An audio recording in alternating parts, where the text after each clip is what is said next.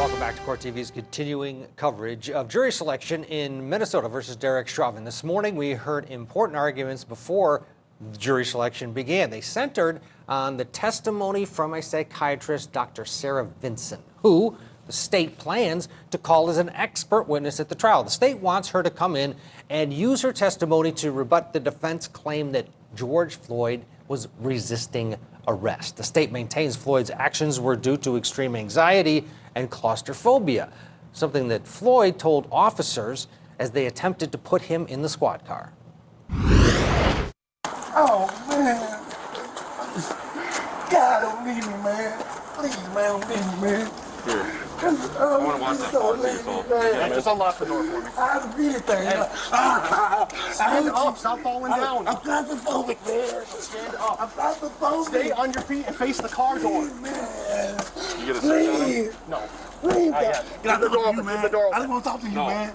Please, let me talk to you, please. Man, you ain't listening to nothing we're saying, so we're not going to listen to nothing you're saying. I'm claustrophobic. Can you watch that I'm car? Just make sure no one goes in it.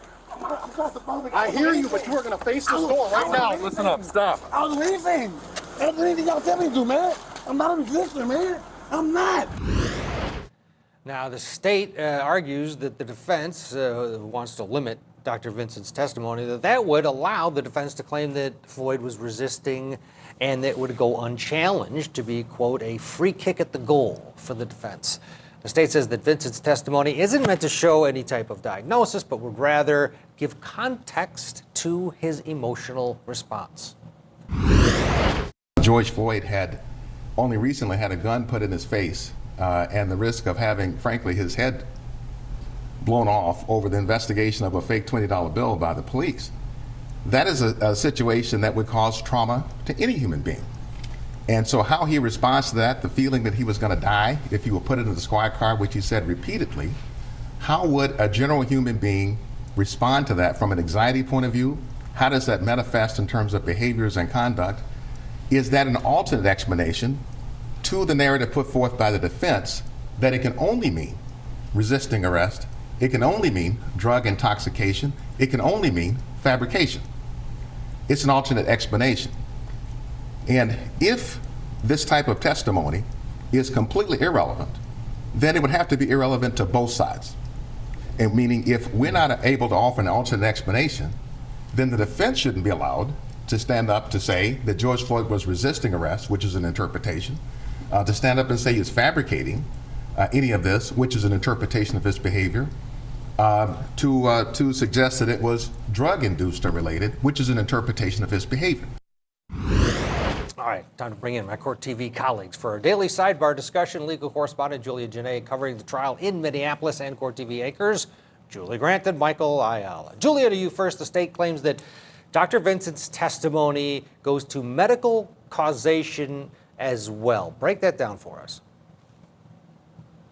We're talking about Dr. Sarah Vinson. She is a forensic psychiatrist, a medical doctor, and she is triple board certified. It's something that the state made sure that the court knew. But the judge made it clear that her testimony shouldn't be something that talks about the cause of death because she's not a forensic pathologist. Her testimony is supposed to talk about what George Floyd's reactions there that we see on the video may have meant, especially to rebut the defense, possibly saying that he was faking, that when he said, "I can't breathe," that actually wasn't true. And the judge asked about whether or not she would be testifying that him saying he can't breathe also meant that he actually could, which would get into medical causation, but it does not seem like the judge will be allowing her to get into that cause of death realm. But, Michael Ayala, it seems like Judge Cahill is inching ever so closer to allowing that 2019, or at least parts of that incident, into this trial. Yeah, slowly but surely, he's sort of inching in that direction. I agree with you, Ted.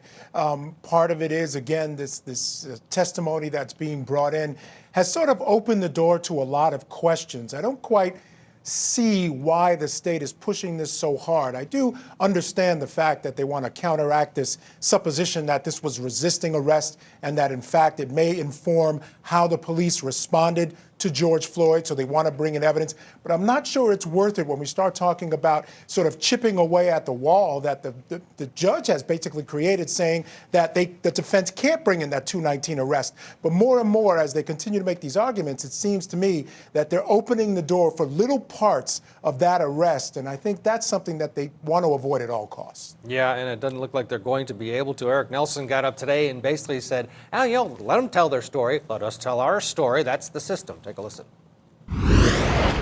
This is the entire nature of the adversarial system. Here's the evidence. This is how the state interprets the evidence. This is how the defense interprets the evidence. Jury, you decide which interpretation is correct. But what's good for the goose is good for the gander, right? If the state is going to say, if I'm making the inference that Mr. Floyd was resisting arrest in the course, or he was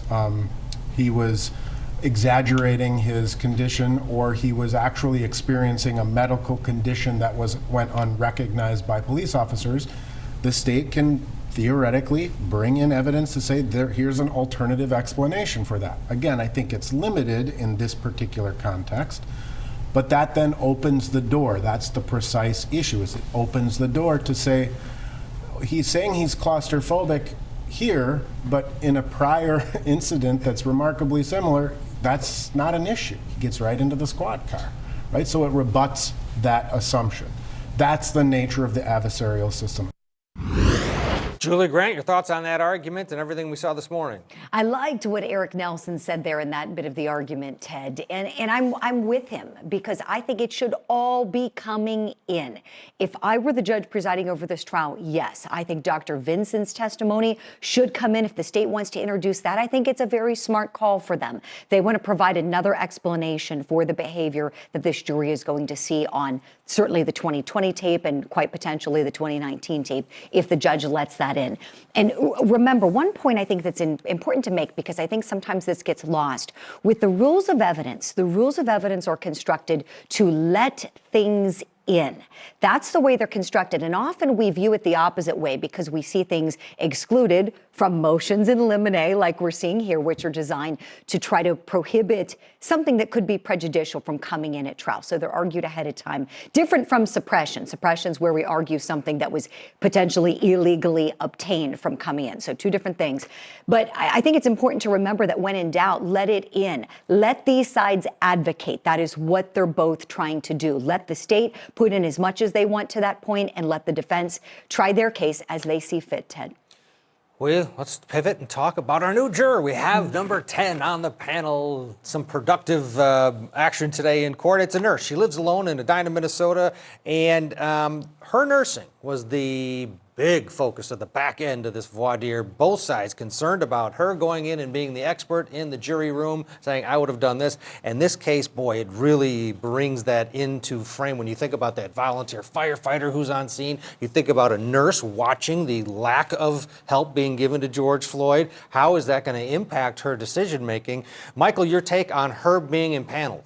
Yeah, I was surprised. I think anyone sort of in that front lines medical profession, like a nurse, registered nurse, that's tough for the defense, because again, you saw the reaction of the paramedic at the scene. It's a natural reaction of folks in that field to want to help. That's what they do. They do not like to see people in those positions. They always feel that they can do something to turn things around and make things better.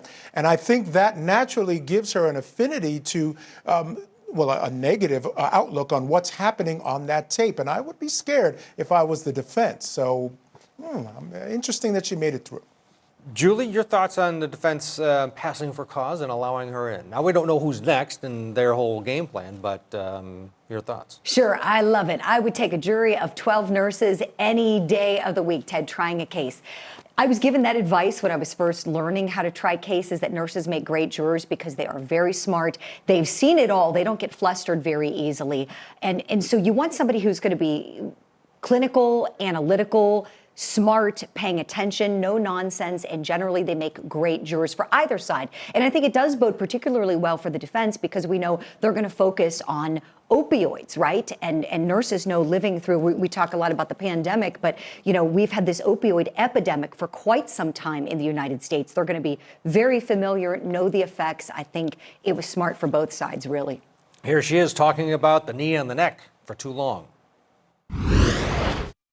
Have you had conversations with friends of yours who've talked to you about racial discrimination that they may have experienced? Yes. And how have those conversations, I guess, compared with what you've seen on TV or read in the paper regarding the media's depiction of discrimination?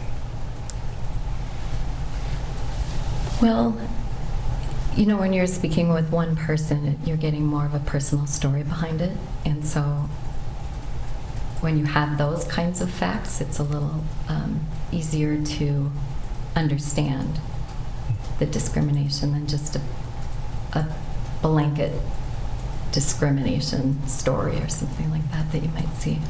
So it sounds like you would be more inclined to believe a more personal story than you would just kind of a generalized story that you would see in the media. Yes. Can you share with us, without revealing, who this person would be, just what conversations have you had with friends who've experienced discrimination? What kind of discrimination have they shared with you?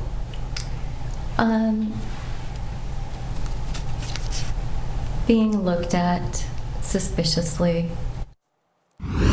Okay, there you hear 89 talking about her views on the knee on the neck and then also her nursing, and both sides very concerned about her. But bottom line is she is the newest member of the jury, at least for now. Thank you all to my colleagues. We're going to step aside. That brings to an end the Daily Sidebar.